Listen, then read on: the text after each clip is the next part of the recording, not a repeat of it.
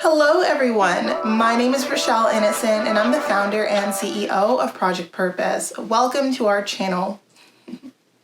Our community is focused on fostering the intellectual and character development in children. We do this through our parent-child workshops that are focused on 4 themes: autonomy, self-efficacy, compassion, and self-concept, in order to cultivate grit, perseverance, and resilience in each child. And we are so thrilled to be offering one of the first of its kind digital, virtual, and continuous learning environments, enabling parents and children to connect from all around the world. At Project Purpose, our overarching mandate is to renew and rebuild family, community, and relationships. We leverage our social media platforms in order to provide an opportunity to have discussions that relate to family, community, and relationships with ourselves as well as with others, with a focus on mental health and education. More precisely, the ways that the institutions of mental health and education play a role and have played a role in our societies at large. These discussions and debates provide us with an opportunity to think critically about what needs to change within these structures for us to live up to our bold slogan: support, protect, and empower each child through youth-focused development, better known as leadership in juvenescence. We recognize that in valuing our children's leadership potential, this also translates as recreating and co-creating environments, both socially and politically, that will enable our children to thrive. For those of you who are particularly keen on the topic, we also write thought pieces every other Sunday, and we actually just dropped a thought piece this past Sunday, so be sure to meander over to the website and check out our online content. Now, if it is the case that you are looking for a listening alternative, well, we are now available on 12 different podcast platforms. We are very excited to announce that we are now available on the Amazon Music and Audible platform, as well as on Stitcher. So we're so excited that our podcast community is growing, is expanding, and be sure to tune in. Now, as is the convention, be sure to subscribe, hit that post notification bell so that you are aware of every time we post. And of course, if you like this conversation and you want to keep it going, like, comment, and share this segment.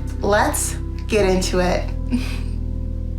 Hello, les meufs et les mecs. Hello, ladies and gentlemen, and welcome back to another segment here on Project Purpose. For those of you who are new, we cover topics that relate to mental health, mental wellness, and education on a week-by-week basis. And this week, our topic of discussion is mental wellness. And on the topic of mental wellness, I'm going to address a term that I have been using in a lot of my videos, and I'm going to further expand and delve into what this term might mean for you. So I talk a lot about being centered, feeling grounded, feeling balanced, and some of you are wondering, well, what does that mean exactly? How does that feel like exactly? And so I wanted to take this opportunity to define what that looks like for me, and I want to take an opportunity to expand on those expressions so that we all have a collective understanding of what it is that I mean when I say feel grounded and feel centered. So I guess the underlying assumption behind feeling grounded, feeling balanced, and feeling centered is that it should align more or less with feeling like yourself. And sometimes we don't know what that looks like if we're constantly in a tailspin and we don't maybe take the time to figure out, well, what's feeling at home within myself? What does that feel like? What does that look like? When was the last time that I felt like myself? And I think that that's something I might take for granted. I know that when it is the case that I'm very, very stressed out or something's going on in my life that's really pulling me out of my balanced, centered, and grounded state, that I'm not myself. And my prerogative is to find my way back to home. So back to feeling centered, back to feeling balanced, back to feeling grounded. And that's something that I use daily rituals and routines to help me recalibrate. And I think that that's something that we all need to cultivate. So I think we all need to have a sense as to what's neutral state for us. What does it mean, or what kinds of states are sort of present when I feel like I'm myself? Is it that I'm super excited and jubilant? Or is it that I feel calm and I feel just this poise? I don't think that feeling like yourself, feeling grounded, balanced, and centered translates necessarily the same way for each person, but it should feel like peace and inner alignment alignment and like, you feel like you're in a steady state, you're in a neutral state. At least that's the way that I've seen it. I've been of the mindset that feeling like yourself should more or less be a pleasant state of mind, like a pleasant experience. So even if it is the case that you find that you're pretty broody, you're a very brooding individual, that you're fairly moody, that you've maybe been in a dark place for a long time, I'm here to encourage you to not establish that as you being yourself. That could just be different things that you've internalized, that you haven't processed yet, that you haven't worked through yet, that make it difficult for you to find your way back to home. So find your way back to feeling centered, grounded, balanced within yourself. So I think that that's really very important, that even if it is the case that our constant right now isn't necessarily a pleasant state of mind, that we don't decide and resign ourselves to, well, that's just how I am and who I am. It is typically a byproduct of just things that we haven't brought resolution to. So different issues, different concerns, different just emotions that maybe we've internalized and that we have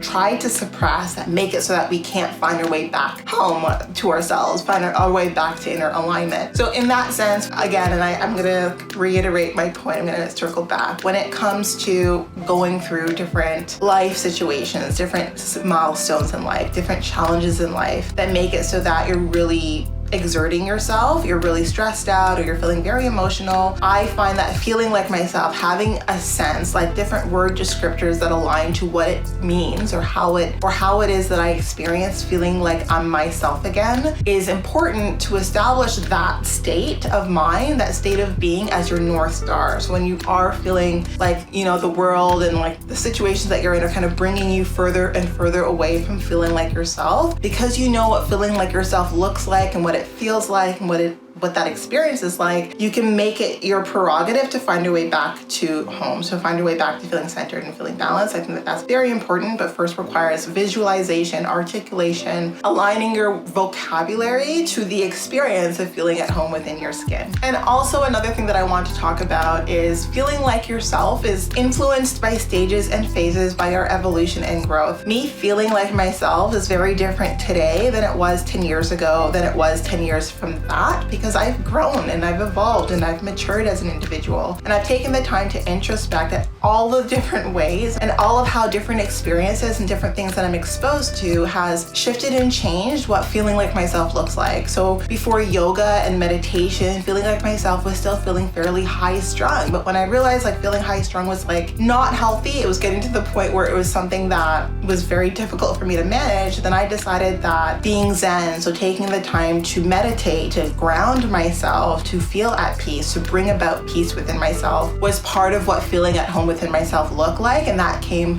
with growth and evolution. So I think that we do get to influence what feeling like ourselves looks like. I think feeling like ourselves is influenced by the choices we make, by the lifestyles we choose, by the foods that we eat even. There are so many factors that build into it. And again, the stages and phases is a very crucial aspect to what feeds into what we experience or how we feel in a given period of time within our lives. So I think the feeling like yourself, it evolves, it shifts, it changes over time. The definition will evolve over time. Even as your identity starts to shift and change, that will shift and change what feeling like yourself looks like. It's very dynamic. It's not like the static, rooted state of being. It grows and evolves as you grow and evolve. And so that's really the point of this video. It's super quick, but I think it's insightful because I do talk about feeling grounded, feeling balanced, feeling centered. And for me, those are different characteristics of me feeling at home with myself. Me looking to get myself back to that state before going to bed, or bring myself to that state as I'm waking up. Like I love having that sense when I'm embarking on a new day, when I'm going about my daily routine. I start with first feeling like myself or doing the things that I need to do that help me feel like myself. And grounded, centered, and balanced is typically how I would define me feeling at home within myself and feeling like I'm in a neutral state. So hopefully that was insightful. Hopefully that was helpful to you. Leave a comment below letting me know what things that you experience when you feel like yourself, like what traits you feel are activated when it is that you feel like yourself. And let's see all of the different colors and layers to feeling like yourself and how that translates in our behaviors. In any case, that's the conversation today. Thank you so much for tuning in. Now, before letting you go, I would be remiss if I didn't let you know that we will be going live at least twice a month every month for the foreseeable future on our Facebook page. Now, these events are paid events, so if you do see yourself participating in our community on an ongoing basis, then definitely be sure to check out our membership plans. Yes, so we do offer membership plans that give you unlimited access to our live events, as well as access to webinars and workshops, largely focused on self-mastery over and above those live events. And please do not worry about the pricing. We've incorporated a new payment solution, Afterpay, that enables us to allow you the flexibility of paying in 4 installments over a period of 6 weeks. If you're looking to purchase any of our digital e-modules or parent-child workshops, or any of our membership plans, or any of the single ticket live events. So that's it for today, but definitely not all. Very excited at the growth and evolution of our community. Thank you so much for tuning in. If you're still here and not subscribed, please subscribe, hit that post notification bell, follow us on all of our social media platforms, and we look forward to chatting with all of you very soon. We'll talk to you later.